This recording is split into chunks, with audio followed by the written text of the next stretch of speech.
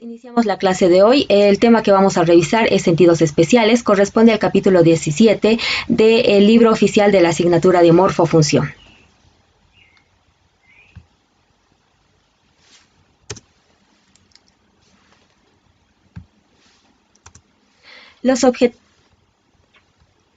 Vamos a quitar la cámara.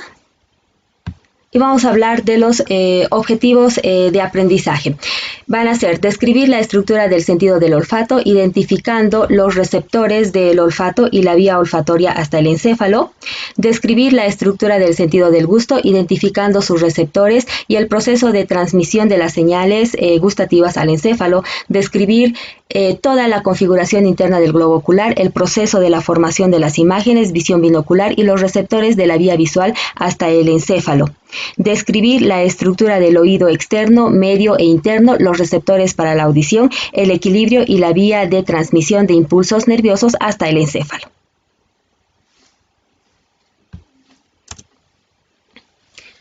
Vamos a empezar con el sentido del olfato. Mencionando que al igual que el gusto, este es un sentido químico y que las moléculas que van a producir la estimulación deben estar disueltas en el mucus. Los estímulos o los impulsos nerviosos que se van a generar a nivel del sentido del olfato van a llegar al sistema límbico, y es por eso que en algunos casos estos estímulos nos van a evocar recuerdos emocionales. En relación a la anatomía de los receptores del olfato, tenemos que recordar que las células olfativas van a encontrarse en el epitelio que está revistiendo la cavidad nasal, precisamente en la parte superior que está revistiendo a la lámina cribosa y al cornete superior. Van a tener en total una superficie de extensión de aproximadamente 5 centímetros cuadrados. En este epitelio del olfato vamos a encontrar lo que van las células receptoras olfatorias, las células basales y las células de sostén.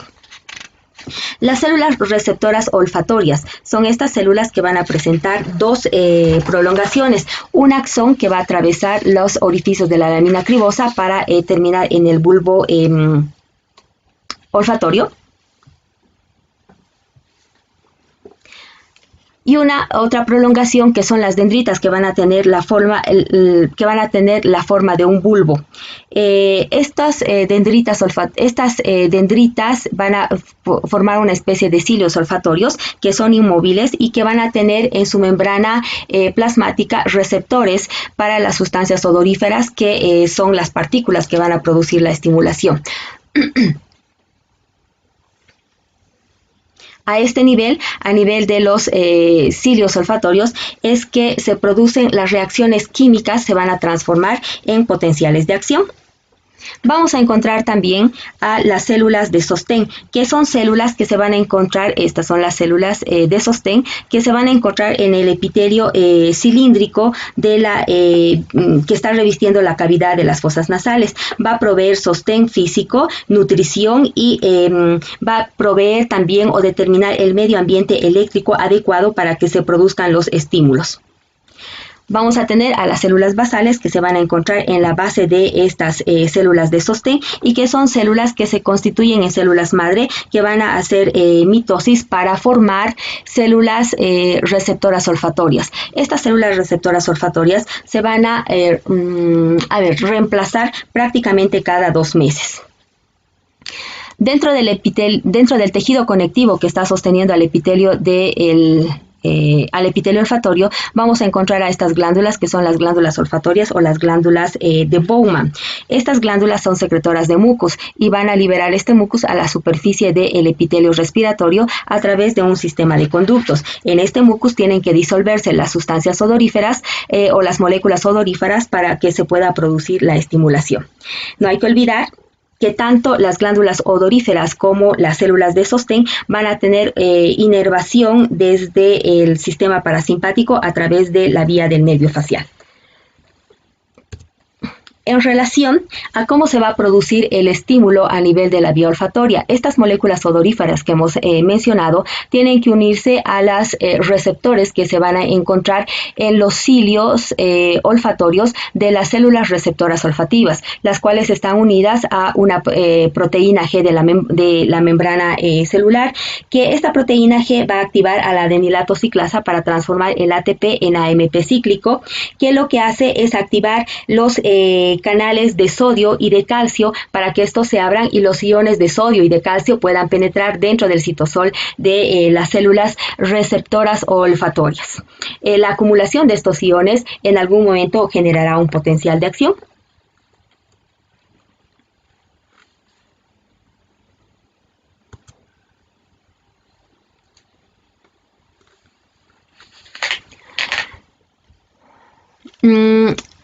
¿Cómo se van a formar los axones del nervio olfatorio, que corresponde en realidad al segundo par craneal? Los axones de las células receptoras olfatorias, aproximadamente 40 de estos axones, van a formar los filetes olfatorios y van a atravesar los forámenes de la lámina cribosa hasta llegar al bulbo olfatorio.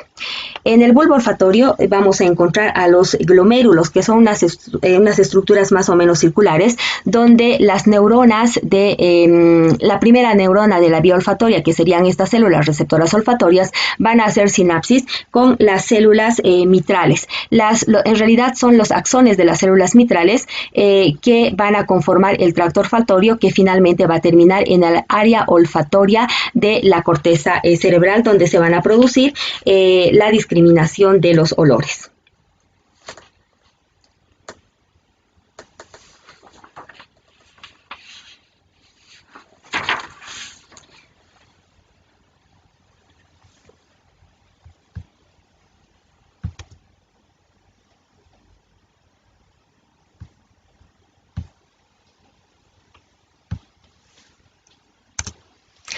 Hablamos del sentido del gusto.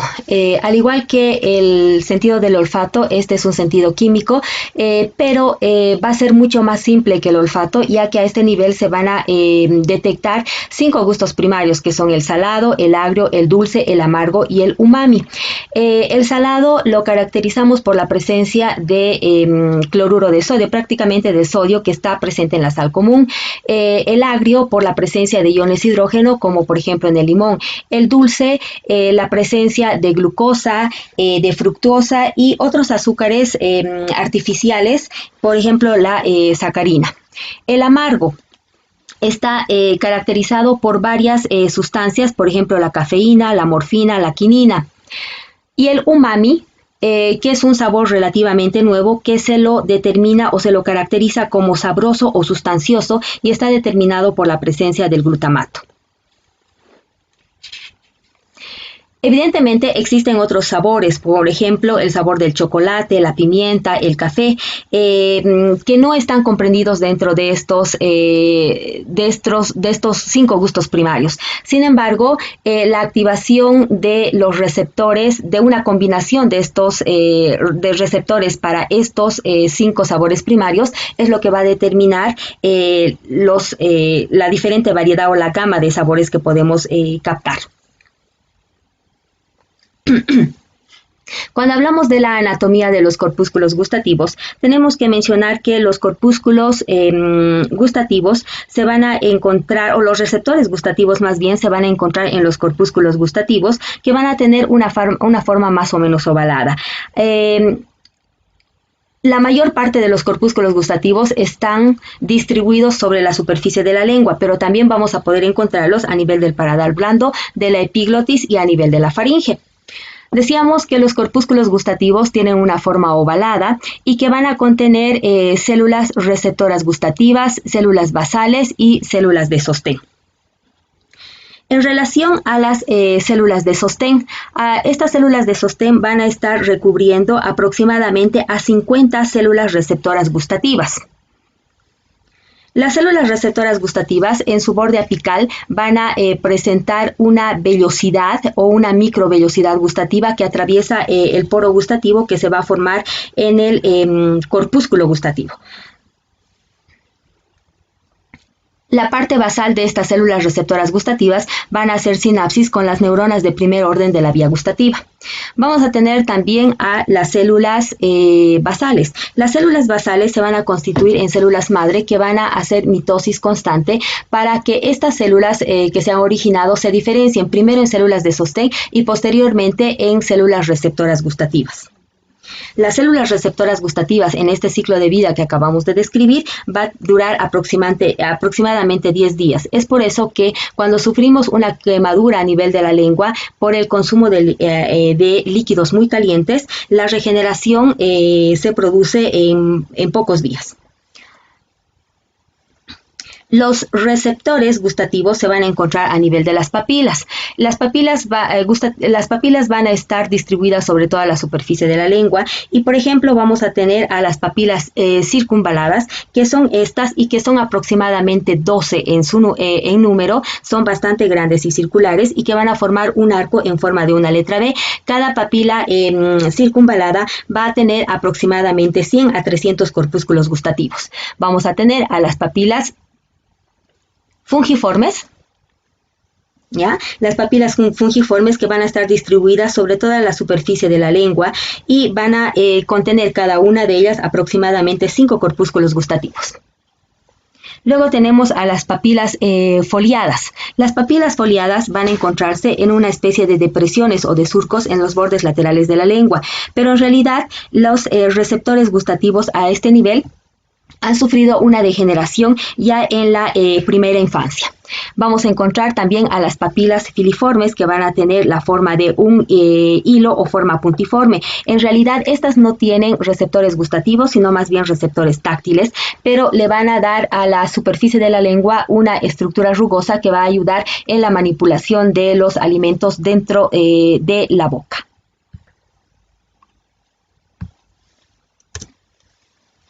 En relación a la fisiología del gusto, es decir, cómo se van a generar los estímulos nerviosos, las sustancias que van a producir la estimulación química a nivel de los receptores se denominan saporíferos. Es decir, que para los 5 tipos de sabores primarios existe un saporífero específico. Los saporíferos tienen que disolverse en la saliva, tienen que estar disueltos para tener la posibilidad de producir estímulos sobre las microvellosidades gustativas. Una vez que van a ser captados estos estímulos, las células receptoras gustativas van a liberar los neurotransmisores para que se produzca la sinapsis con la primera neurona de la vía gustativa. Entonces se van a producir los potenciales graduados a este nivel. Los potenciales del receptor se van a producir de forma diferente según el saporífero del cual estemos hablando. Por ejemplo, si estamos hablando del sabor salado, en este caso los iones de sodio van a atravesar la membrana celular a través de los canales de sodio y se van a acumular dentro de lo que van a ser las células receptoras gustativas, hasta alcanzar el umbral que vaya a determinar el potencial de acción. En el caso del sabor agrio, también los iones de hidrógeno van a atravesar desde el exterior de la célula a través de los canales iónicos hacia el interior de la célula, se van a acumular en el citoplasma hasta alcanzar el umbral que va a determinar el potencial de acción, por lo tanto la liberación de neurotransmisores para que se active la neurona de primer orden de la vía gustativa. Decíamos que cada célula, el resto de los sabores primarios, por ejemplo, el umami, el sabor dulce y el sabor amargo, al no tener iones, ¿no es cierto?, que puedan atravesar la membrana celular, van a tener que unirse a los receptores que se van a encontrar a nivel de las células receptoras gustativas. Se unen a receptores de membrana que están relacionados con la proteína G, que finalmente van a determinar o van a desencadenar que se produzca el potencial de acción para la liberación de neurotransmisores y se active o se produzca la sinapsis en la primera neurona de la vía gustativa. Cada célula receptora gustativa es específica para un sabor en particular. ¿Eso qué quiere decir? Que un saporífero, por ejemplo, para el amargo solamente va a poder estimular a receptores para ese sabor o para ese saporífero. Sin embargo, hay que destacar que los corpúsculos gustativos tienen receptores para cada sabor primario.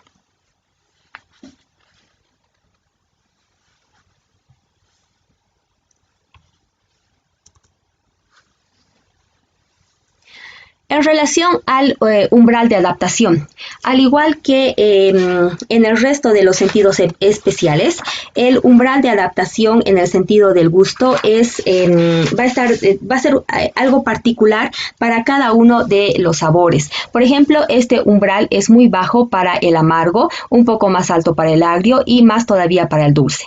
La adaptación la adaptación completa a cada uno de estos sabores se va a producir después de 1 a 5 minutos de estimulación continua.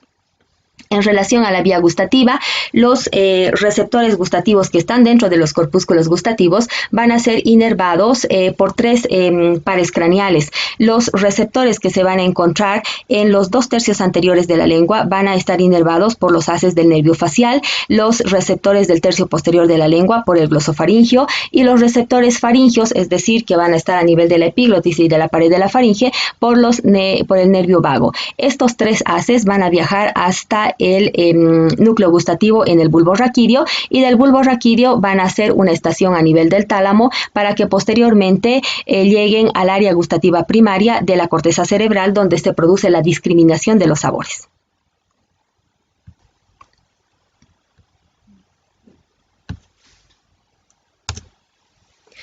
La vista o el sentido de la vista. Si hablamos de las características generales, tenemos que denotar que prácticamente la mitad de los receptores sensoriales del cuerpo se encuentra a nivel del globo ocular y que la gran parte de la corteza cerebral se dedica a procesar los estímulos visuales. Las radiaciones electromagnéticas van a ser la energía en forma de ondas que se irradian desde el Sol. Va a tener una amplia gama de variedades que se conoce como el espectro electromagnético y cuya variación en la longitud de onda, que son la distancia entre los 2 picos que van a generar estas ondas, es lo que va a determinar el espectro visible de la luz. Existen diferentes espectros electromagnéticos que van desde los rayos gamma, rayos X, los rayos UV, los rayos infrarrojos, los microondas y las ondas de radio. Los ojos van a ser los responsables de la detección de la luz visible. La luz visible se encuentra en un rango de los 400 a los 700 nanómetros en relación a su longitud de onda. Para que nosotros podamos detectar o visualizar la luz de diferentes colores va a depender de esta longitud de onda. La luz con una longitud de onda de 400 nanómetros nos vamos a poder observar la luz violeta, en cambio la luz roja tiene aproximadamente 700 nanómetros. Los objetos que observamos absorben ciertas longitudes de onda, ¿ya? Pero también de la luz visible, pero también reflejan otra porción de esa longitud de onda. El color que nosotros apreciamos en los objetos es resultado de del reflejo de esa luz en la longitud de onda.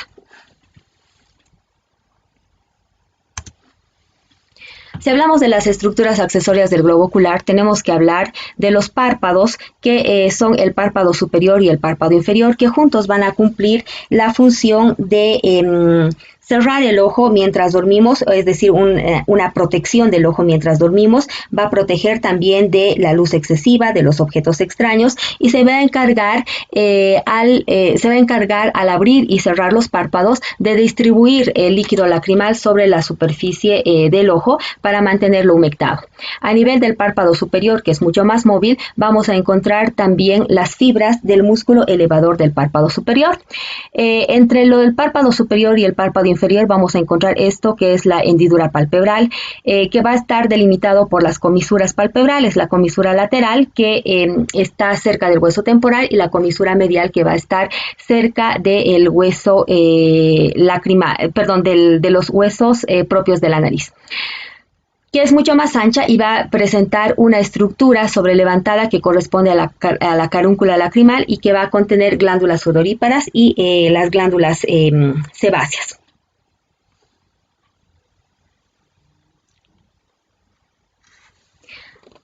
Luego tenemos que hablar de la conjuntiva palpebral. La conjuntiva palpebral va a revestir la cara interna de los párpados y la conjuntiva ocular va a pasar de los, y también tenemos la conjuntiva ocular que va a pasar de los párpados y va a revestir prácticamente el globo ocular, sobre toda la esclerótica, excepto a nivel de la córnea. A este nivel vamos a tener gran cantidad de vasos sanguíneos. Cuando se produce la irritación, la inflamación de estos vasos sanguíneos, vamos a tener un fenómeno que se conoce como la conjuntivitis. Como parte de las estructuras accesorias del ojo, tenemos que hablar de las pestañas y las cejas. En realidad, las pestañas son esas proyecciones que se están observando desde el borde libre de los párpados, y las cejas van a ser arcos transversales que van a estar sobre lo que va a ser el párpado superior. Ambos van a cumplir la función de ayudar en la protección contra los objetos extraños, contra el sudor y también contra el impacto directo de los rayos solares hacia el globo ocular. A nivel de la base de las pestañas vamos a encontrar a las glándulas sebáceas ciliares, que van a secretar un líquido lubricante y además protector. Cuando estas glándulas se inflaman, vamos a apreciar lo que es el orzuelo.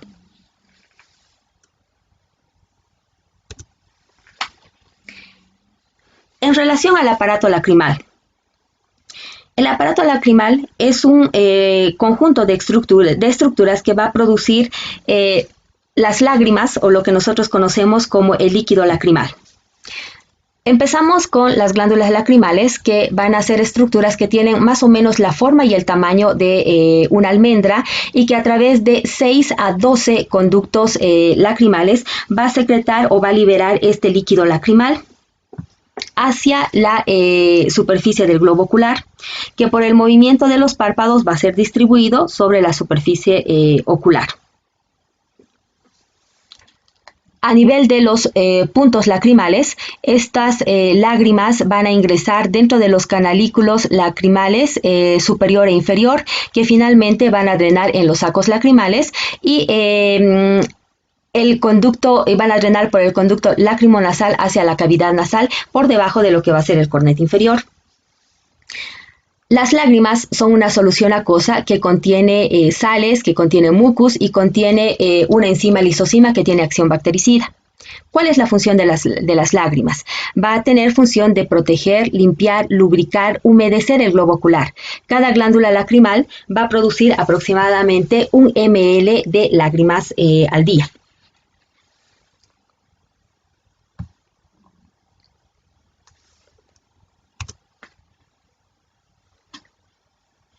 Los músculos extrínsecos del ojo. En realidad, el globo ocular va a encontrarse dentro de la cavidad orbitaria que está en la cavidad craneal. Dentro de esta cavidad orbitaria, el globo ocular está protegido, está estabilizado en su estructura tridimensional, y además le va a permitir esta cavidad fijar el globo ocular o fijarlo al globo ocular con relación a los músculos que le van a dar movimiento. A estos se los conoce como músculos extrínsecos del ojo, y van a tener o van a nacer en realidad en las paredes óseas de la cavidad orbitaria, y se van a insertar sobre lo que va a ser la esclerótica o la parte blanca del ojo. Estos músculos son 6, son el recto superior, el recto inferior, el recto lateral y medial, que no se pueden observar aquí, el oblicuo menor y el oblicuo mayor, que tampoco lo podemos apreciar. La acción coordinada de los músculos extrínsecos del ojo va a generar movimientos rápidos, precisos y regulares. Esto debido a que las unidades motoras que se encuentran a nivel de los músculos extrínsecos del ojo, a pesar de que son pequeñas, estas unidades motoras están en contacto con solamente 2 a 3 fibras musculares, lo que va a permitir estos movimientos tan precisos.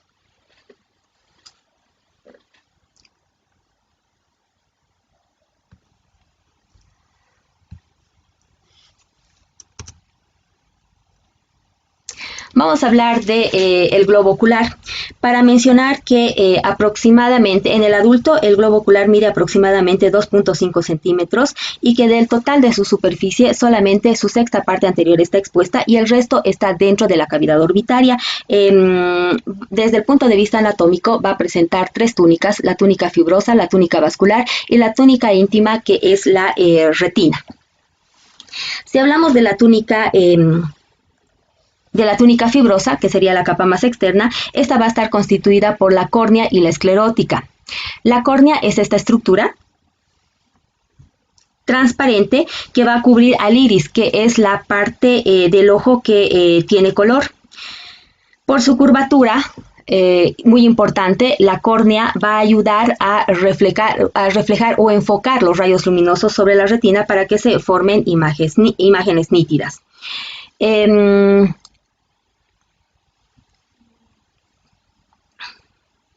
La esclerótica, que va a constituir la parte posterior de esta túnica fibrosa, es lo que conocemos como la parte blanca del ojo y está constituido por tejido conectivo fibroso que va a tener gran cantidad de fibras colágenas y fibroblastos. La esclerótica va a participar o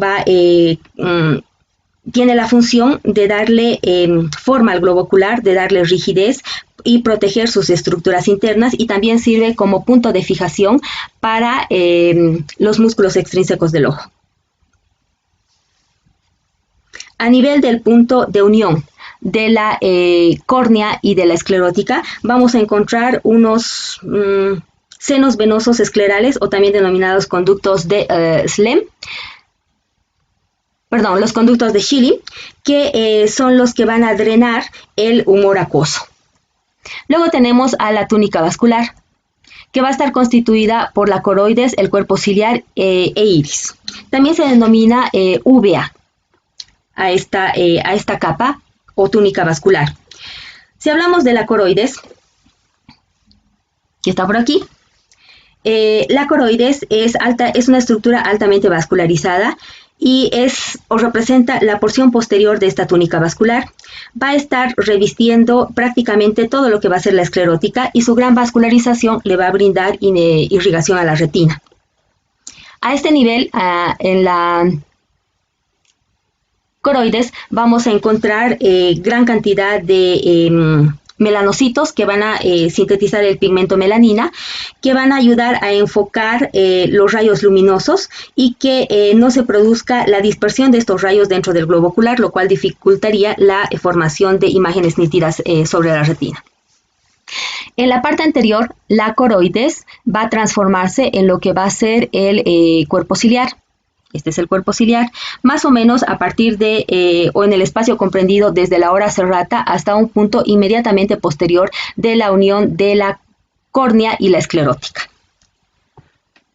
El cuerpo ciliar va a estar constituido por dos porciones: los músculos ciliares y los procesos ciliares. Los procesos ciliares son una especie de protrusiones o de repliegues que van a estar en la superficie interna del cuerpo ciliar y que van a tener unos capilares que son los que van a sintetizar el humor acuoso a través del proceso de filtración.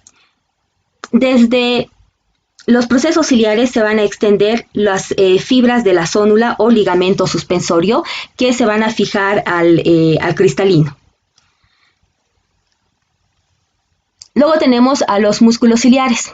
Los músculos ciliares van a ser bandas circulares de músculo liso. La contracción o la relajación de los músculos ciliares va a modificar la tensión que se tiene a nivel de la zónula o ligamento suspensorio del cristalino, que va a modificar la forma del cristalino para la adaptación de este a la visión cercana o la visión lejana. Luego tenemos al iris. El iris es una porción pigmentada del globo ocular que tiene la forma más o menos de una dona aplanada. Está entre la córnea y el cristalino y está constituido por gran cantidad de melanocitos y fibras musculares lisas dispuestas en forma radial.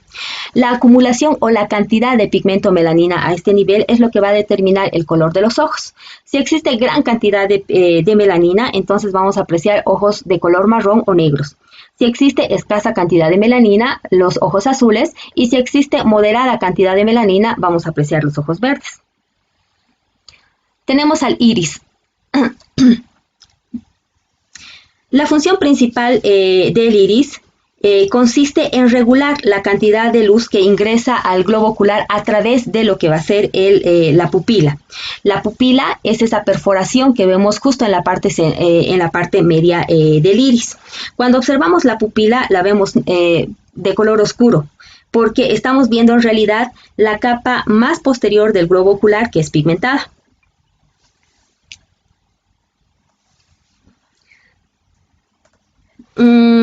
A ver, los reflejos autónomos van a regular el diámetro de la pupila.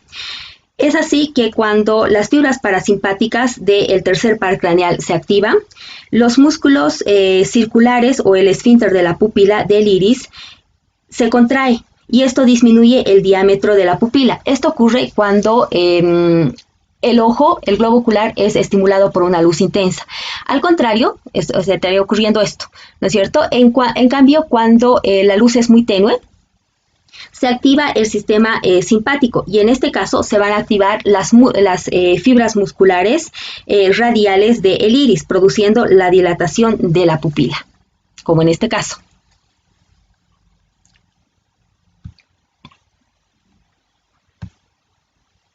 Y tenemos a la túnica interna que constituye la retina. La retina en realidad está revistiendo 3/4 posteriores del globo ocular y representa el comienzo de la vía visual. A través de un instrumento que es el oftalmoscopio, se puede apreciar la estructura, los vasos sanguíneos que están a nivel de la retina y se los va a poder examinar en forma directa para determinar los cambios que se van a observar en estos vasos sanguíneos en enfermedades como la hipertensión, la diabetes, cataratas y otras enfermedades.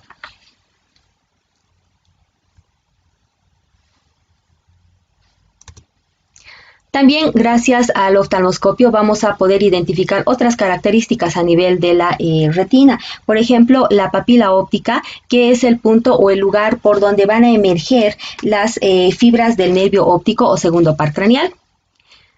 A nivel de la papila óptica, formando un ramillete con el nervio óptico, también van a emerger la arteria y la vena central de la retina.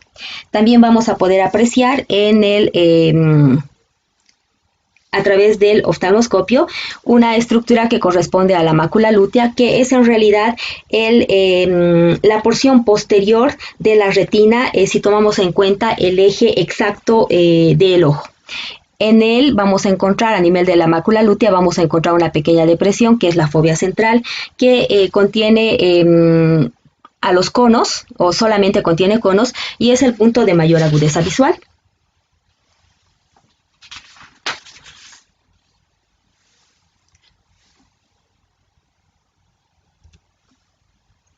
A nivel de la retina vamos a encontrar dos capas. La capa pigmentaria de la retina, que va a estar constituida por células epiteliales y gran cantidad de melanocitos. Y también vamos a encontrar a la capa neural. La capa neural, o también denominada sensorial, en realidad es una proyección encefálica. Y a este nivel vamos a encontrar varias capas de células que van a constar de los fotorreceptores, la capa de células bipolares y la capa de células ganglionares. Entre estas vamos a tener a la capa sináptica externa y la capa sináptica interna. Para que la luz pueda ser reflejada, tiene que seguir esta vía. Tiene que primero estimular o atravesar la capa de células ganglionares, la capa sináptica interna, la capa de células bipolares, la capa sináptica externa, hasta llegar a la capa de los fotorreceptores, que es la que contiene a los conos y los bastones. Los bastones son los fotorreceptores que van a captar o van a actuar ante la luz tenue y nos van a permitir apreciar, por ejemplo, diferentes tonos de grises, el color blanco y el negro. En cambio, los responsables de la visión en colores van a ser los conos y van a existir tres tipos de conos. Van a existir los conos azules, los conos verdes y los conos rojos. La gran variedad de colores que nosotros podemos apreciar resulta de la estimulación y la combinación de estos diferentes variedades de conos.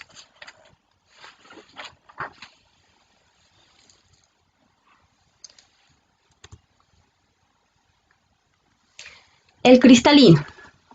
El cristalino es una lente que está dentro de la cavidad, dentro del globo ocular y que va a estar detrás de la pupila, ¿no es cierto? Y detrás del iris.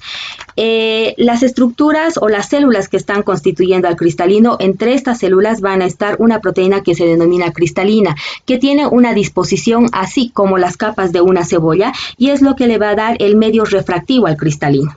El cristalino va a estar envuelto por una capa de tejido conectivo, una cápsula en realidad de tejido conectivo que es transparente y que el cristalino generalmente es transparente y es avascular. Va a estar sostenido, podríamos decir, en su lugar a través o gracias a las fibras circulares de la zónula que al contraerse van a modificar la curvatura del cristalino para que se puedan formar las imágenes en forma clara. En relación al interior del globo ocular, precisamente el cristalino va a estar dividiendo el interior del globo ocular en una cámara anterior y una cámara posterior.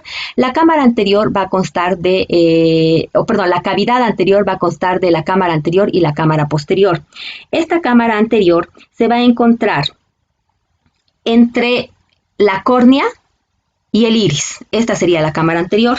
Y la cámara posterior se va a encontrar entre el iris y las fibras de la zónula del cristalino. Esta sería la cámara posterior. La cámara posterior y la cámara anterior van a estar llenas de una sustancia que es el humor acuoso, que va a ser producido por filtración a nivel de los capilares de los procesos ciliares.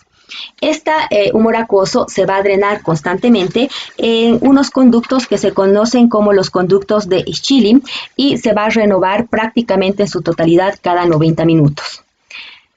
La cavidad posterior o cavidad vítrea o cámara vítrea, también se la denomina, va a estar llena de una sustancia gelatinosa que constituye el humor vítreo y que se sintetiza durante la vida embrionaria y que prácticamente no se renueva. Contiene células fagocíticas para evitar la acumulación de sustancias de desecho que puedan perjudicar la formación de imágenes nítidas.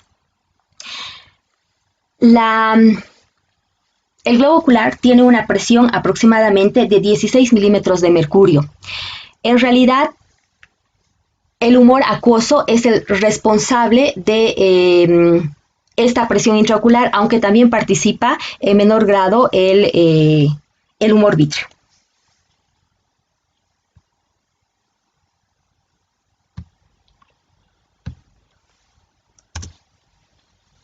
En relación a la fisiología de la visión, la formación de las imágenes claras sobre la retina va a depender de tres factores: de la refracción a nivel de la córnea y el cristalino, la acomodación del cristalino y la contracción de la pupila.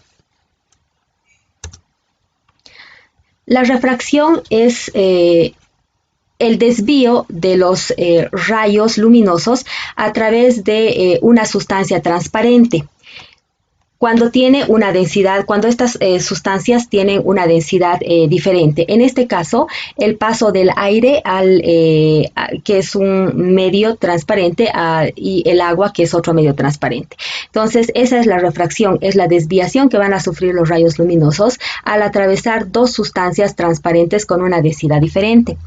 El 75% de la refracción se produce a nivel de la córnea y el resto de la refracción para lograr imágenes nítidas sobre la retina tiene que producirse a nivel del cristalino, es decir, se produce una refracción adicional a nivel del cristalino.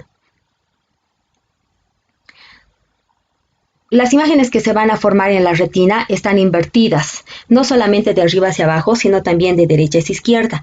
Y la razón por la cual el mundo no lo apreciamos invertido es porque en etapas muy tempranas de nuestro desarrollo se coordinan las imágenes visuales con la orientación de los objetos.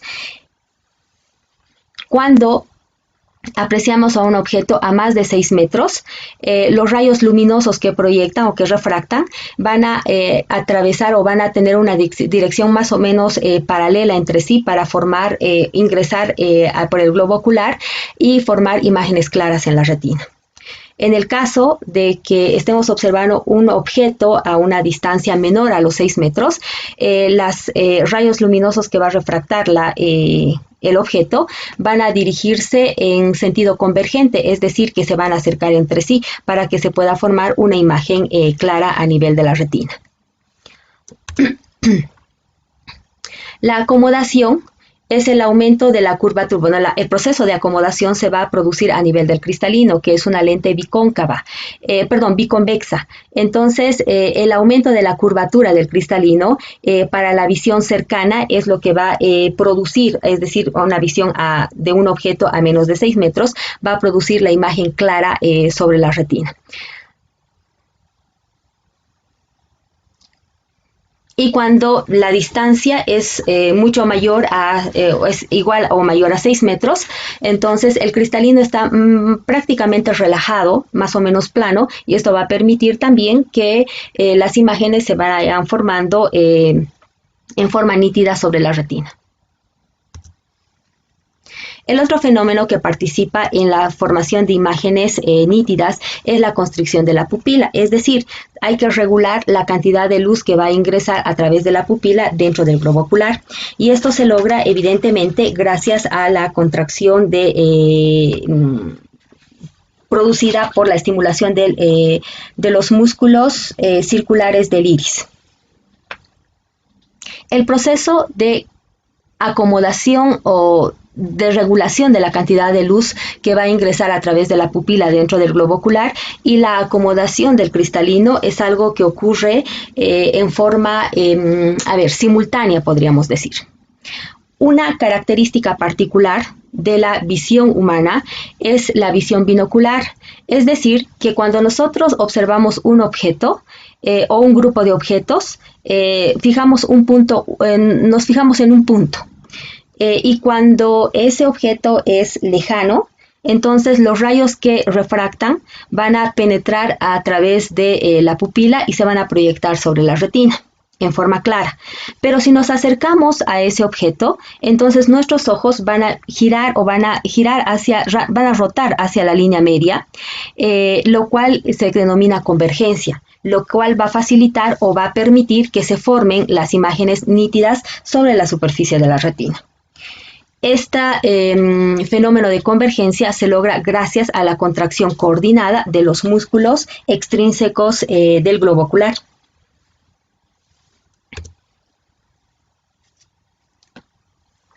Para que se pueda formar, la absorción de los rayos luminosos por los conos y los bastones a nivel de la retina es lo que va a determinar que los estímulos luminosos se vayan a transformar en potenciales de acción.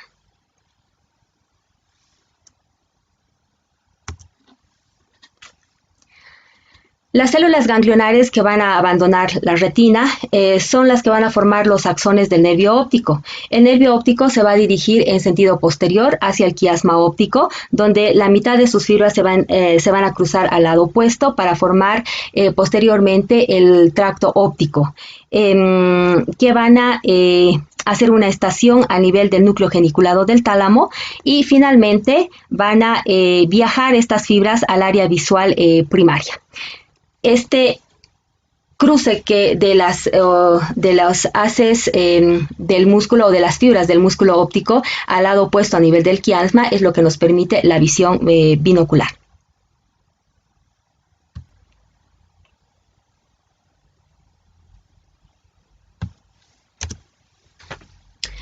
En relación al oído, tenemos que dividir al oído en externo, oído medio y el oído interno. En relación a las características del oído externo, vamos a encontrar a la oreja, que es esta estructura que es un colgajo de piel que está revistiendo a cartílago elástico.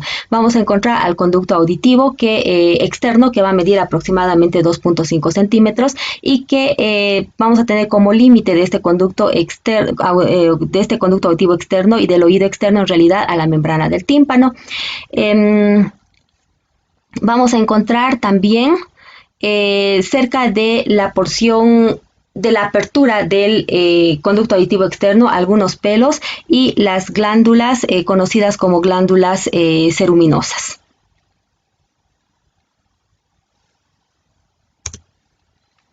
A nivel del oído medio vamos a encontrar a los huesecillos del oído medio, que son el martillo, el yunque y el estribo, que van a estar unidos por articulaciones sinoviales, también, y por ligamentos.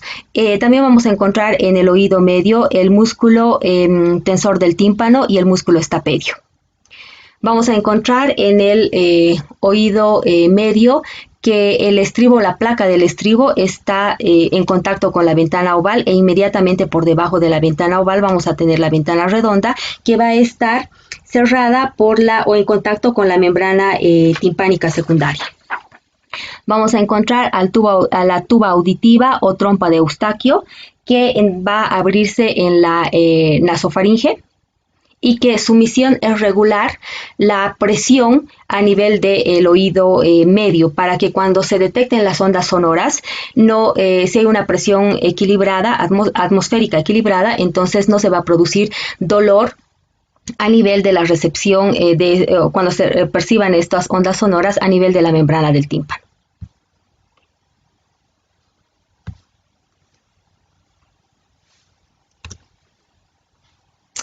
El oído interno, por su complejidad, también es denominado laberinto y va a estar constituido por el laberinto óseo o externo y el laberinto membranoso o interno.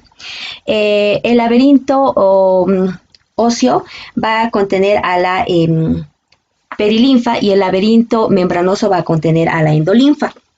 Vamos a tener también al vestíbulo, que en su interior va a contener estructuras como el utrículo y el sáculo.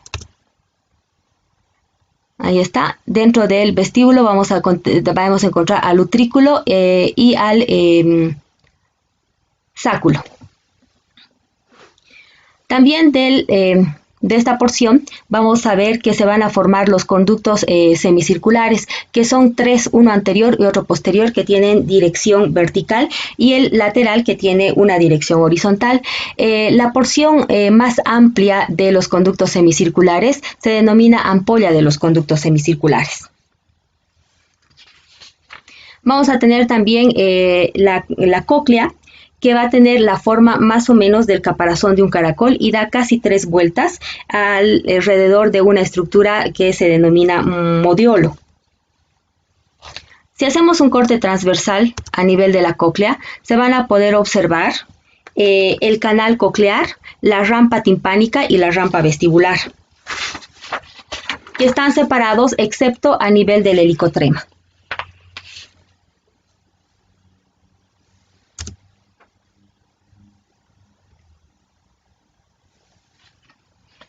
La membrana vestibular va a estar separando a lo que va a ser la rampa vestibular del conducto coclear y la membrana basilar va a separar al conducto coclear de la rampa timpánica. A nivel de esta membrana basilar es que vamos a encontrar al órgano espiral de Corti, que está relacionado con la audición, y acá vamos a encontrar células de sostén y células ciliadas, que, como repito, está relacionada con la vía auditiva.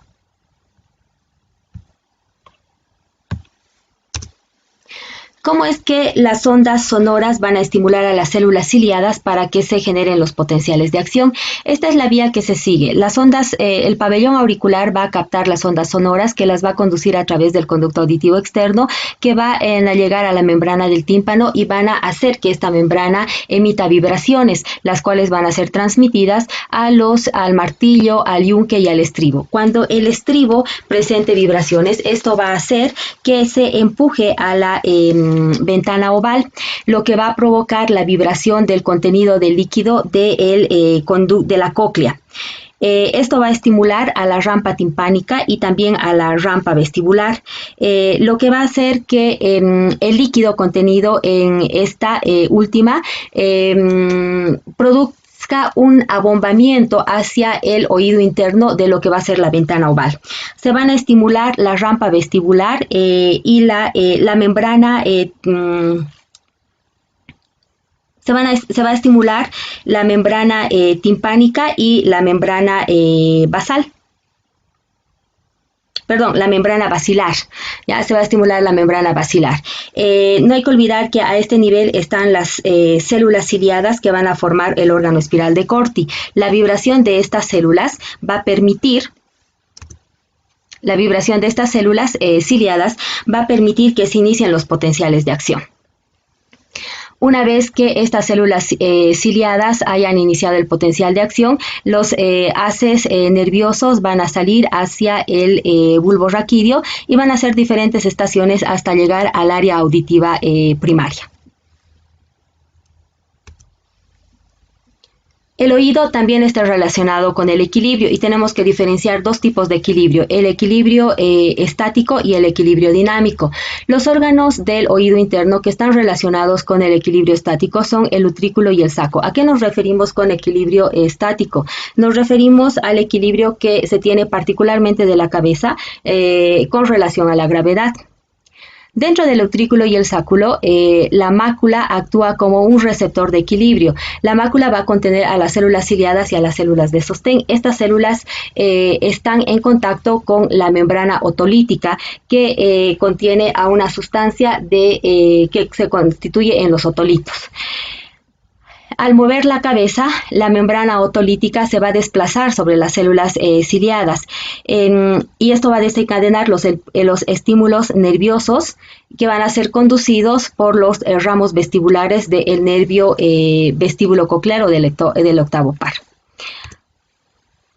Si hablamos del equilibrio dinámico, en este caso estamos hablando del mantenimiento de la postura, en este caso particularmente de la cabeza cuando se produce movimientos de aceleración y de desaceleración. Dentro de la estructura relacionada con el equilibrio dinámico son los conductos semicirculares. Dentro de ellos, el conducto semicircular membranoso, dentro de ellos vamos a encontrar, dentro de la ampolla, están las crestas, que van a contener también células ciliadas y células de sostén. Las crestas están cubiertas por la cúpula, que es una membrana que tiene una característica más o menos de un gel. Las células ciliadas se van a mover dentro de la endolinfa, que está estática, hacia adelante y hacia atrás. Esto va a generar las señales eléctricas de las células ciliadas y se van a generar los estímulos en la neurona sensitiva que van a formar parte de la rama vestibular del octavo par craneal. En relación a la vía del equilibrio, desde el utrículo, el sáculo y los conductos semicirculares, los haces vestibulares van a viajar primero a lo que van a ser el tronco encefálico, posteriormente hacia el cerebelo, de ahí van a viajar al tálamo y posteriormente van a hacer sinapsis con los axones nerviosos se van a extender hasta el área vestibular primaria.